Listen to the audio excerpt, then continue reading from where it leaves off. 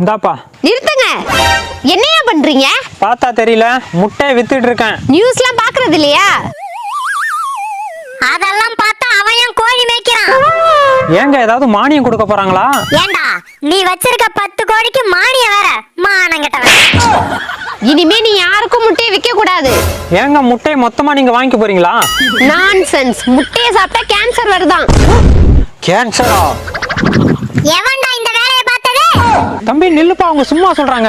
ஏங்க காலையில பொழப்ப கெடுக்குறீங்க? பொழப்ப கெடுக்கிறேனா? என்ன பார்த்தா இப்படியா தெரியுது உனக்கு? என் புள்ளையோட பொழைக்க வச்ச மாதிரி தெரியுது மேடம். ஏண்டி உன் முட்டையில கேன்சர் இருக்குன்னு சொல்றாங்க, அவங்களுக்கு சப்போர்ட் பண்ணி பேசிட்டு இருக்க? நீ பண்ற டார்ச்சருக்கு கேன்சரே பரவாயில்லடா. யாருங்க நீங்க? எங்க இருந்து வந்திருக்கீங்க? யோ, முட்டையில கேன்சர் உருவாக்கக்கூடிய நைட்ரோஃபியூரான்ஸ் கெமிக்கல் இருக்குதா? ஆராய்ச்சியில கண்டுபிடிச்சிருக்காங்க. அதை செக் பண்ண வந்த ஆபீசர் தான் நான். மேடம், நீங்க சொல்ற மாதிரி என் கோழிக்கு நான் எந்த கெமிக்கலும் கொடுக்கறது இல்ல. யோ, அது நீ குடுக்கறது இல்ல, கடையில வாங்கி போடுற தீவனத்தால வருது.